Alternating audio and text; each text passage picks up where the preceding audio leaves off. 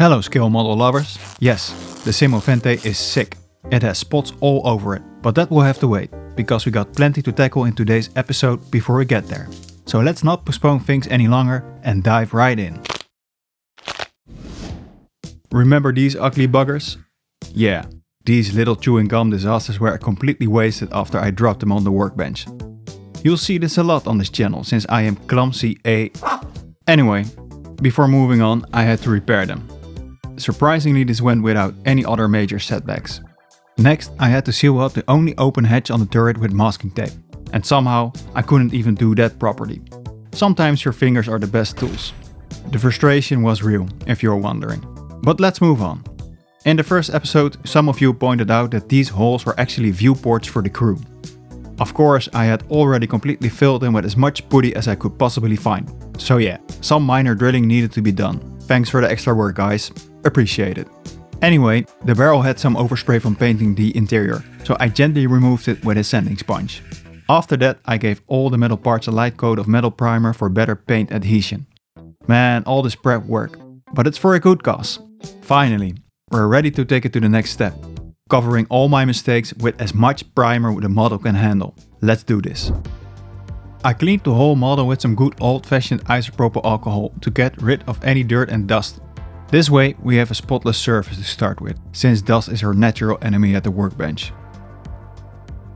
For primer I used the same one as for the interior, Ammo's Red Brown Oxide Primer. It's quite thick and has a bit of a learning curve, but once you get the hang of it, it's actually really good. Although it's a great primer that levels beautifully, I still didn't want to take any risks, so I built up the layers slowly. It's maybe a bit too dark and a red oxide primer would have been more historically accurate, but this was the only color I had on hand, so this is what we use.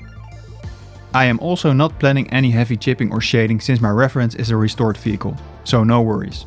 Nonetheless, it still gives some nice natural shadows, which will come in handy since I will probably miss a few spots here and there due to my mediocre airbrushing skills. I am happy how it turned out.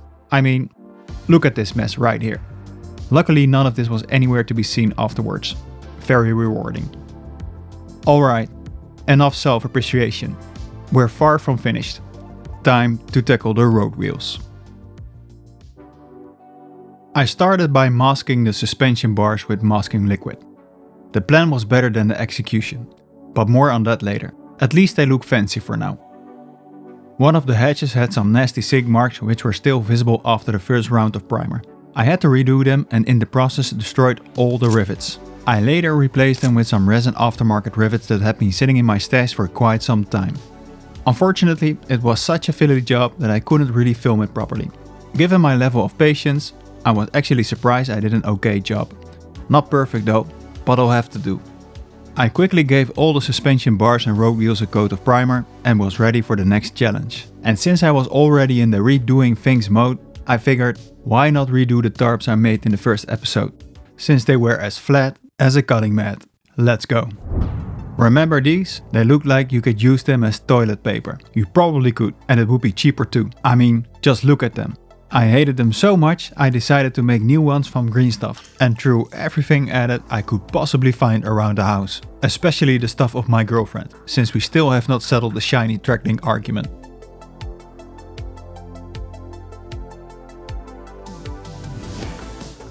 I furiously rolled, mangled and chopped those pieces of putty until they looked like something I would actually use.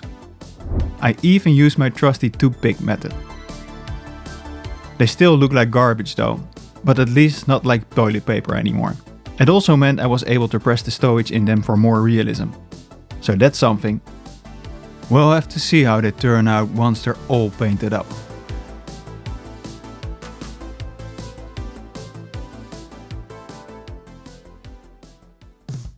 After all that mayhem, it was time for some structure and to start prepping the stowage. I mounted everything on double-sided sticky tape to get it ready for priming and give them a quick cleanup with IPA. Of course I forgot to spin the wheels during the first round of primer, so yeah, they needed a second pass. This won't be the last time these little things give me a headache. As it turned out, the tape was way too sticky, but thankfully no paint came off. Some parts could have been mounted on toothpicks, but I didn't want them flying across the bench while airbrushing. What's your favorite method for painting road wheels and stowage? Do you attach them to the model before painting or paint them separately? I'm curious how you guys tackle this problem. So after all these formalities, it's finally time for the base color. Let's do this. For the base coat I used Emo's Danko Gelb, which has a nice greenish tone to it. It perfectly matched the color in the historical books I had on hand, so this was a nice bonus. I tinted with roughly 30% thinner, but honestly, this isn't an exact science. It depends on many factors and your personal preference. Just experiment a little and find the consistency that works best for you. Although a bit dark, it worked really well with the dark brown oxide primer. I am not too worried about applying shading at this stage, since the vehicle I am trying to replicate is a museum piece, and looks like it just rolled out of an Italian car showroom.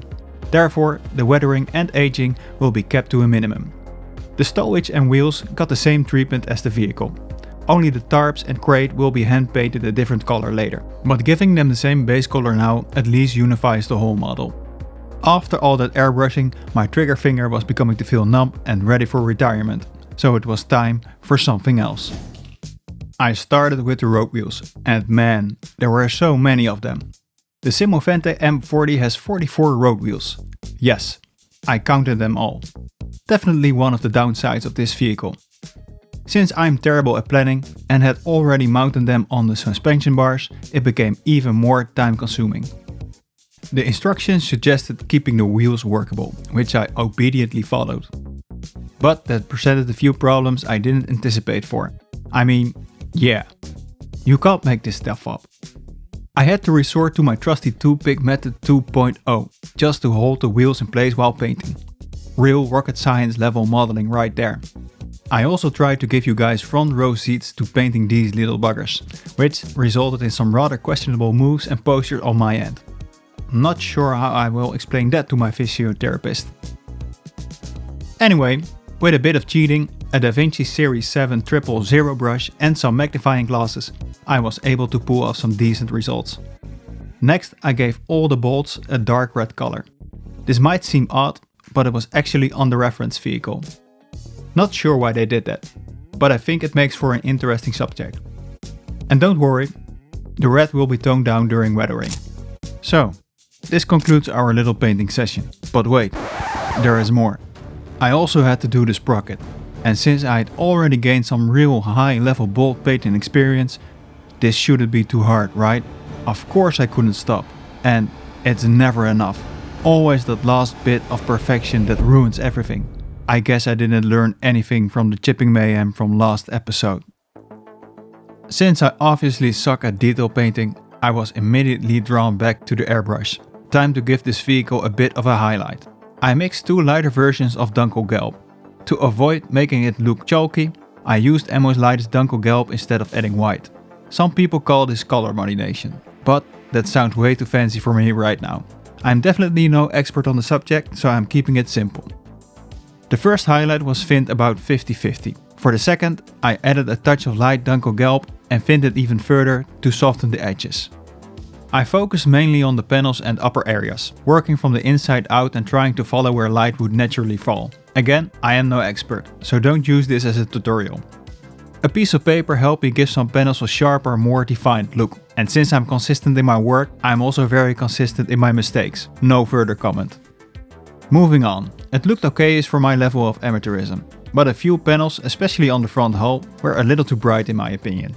So later I misted them again with the original dark yellow to tone it down. I also tried giving some details like the exhaust and engine deck a lighter touch to make them pop a bit more. Bonus tip. Don't forget to wipe the needle tip during long sessions to prevent tip dry. Bonus tip 2. Don't stab yourself when the needle cap is off. I mean, seriously, just don't. After the horrifying experience that my airbrush tried to assassinate me, it was definitely time to give my finger some R&R. Adding the highlights brought back a bit of confidence, and I was ready to take things a step further and focus on the smaller details. I grabbed my trusty DaVinci 000 again and went to work. Using the second color mix, I went over all the small elements. Rivets, hooks, hinges, headlights, Basically anything that stuck out. It looks like an insane amount of work, and that's because it is. No, seriously, it actually goes quite fast. For me it was actually a relaxing painting exercise, and the model was already starting to come to life, which was really rewarding. But you do need to take regular breaks and step back from your model now and then. It is easy to get lost in the details and overdo it. After a short break, I returned to the bench and noticed a few areas that could be pushed even further with the lighter third color mix. Just the highest points, to give everything a nice three-dimensional pop. I also hit the suspension bars, because they're covered in so many nice details. Would have been a waste to skip those. For the lower parts of the tank I only used the second color mix. It's subtle, but it cleans up the details nicely. If you think this technique feels a bit overdone or cartoony, you'd be right. But don't worry, it all gets toned down in the weathering stage. Now it is time to mount the suspension. But oh boy, was I in for a surprise. I started by slowly removing the masking solution from the suspension bars so I could finally attach them to the model. The manufacturer recommends removing it within 24 hours. I obviously didn't. I left it on for over a month. Yeah, that's probably why it was stuck like gum under your brand new shoes. Eventually I managed to peel them off without ruining the paint job. But it was at this point I slowly realized I'd really screwed things up. I got so caught up in priming and painting the lower hull that I completely forgot to mask them.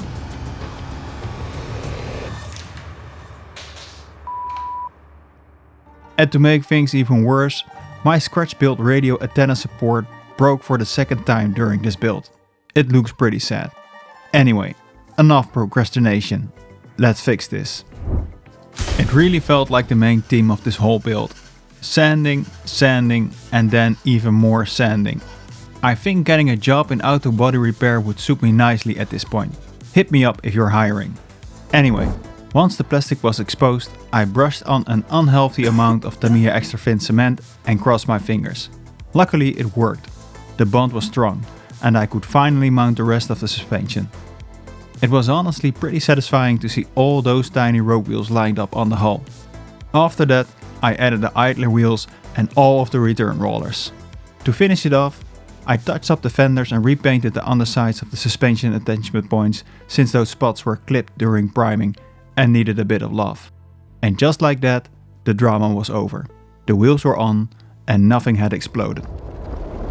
I almost forgot about the sandbags, so I quickly gave them a base coat before temporarily assembling the model for some beauty shots. Let's enjoy the cleanliness while it lasts, because we both know that won't be long. Most of the base painting is done and it's ready for weathering, but that will be for another video. Looking back, I'm actually pretty happy with the progress, even though the journey was chaotic, to put it politely. Planning these kinds of builds is a whole different beast and definitely something I could improve on. There was a lot more back and forth than I wanted, but hey, we made it. How do you guys plan your builds? Or maybe you don't plan at all and just roll with whatever chaos the plastic gods send you. A model's never truly finished, so when do you move on and when do you keep fixing? And with that last detail, it's done for this episode. If you survive sticky masking fluid, chewable sandbags, frantic painting and my questionable planning, you might as well subscribe and finish this model with me in the next episode. Every flaw is a lesson, every fix is progress. Add enough of them and that's a journey.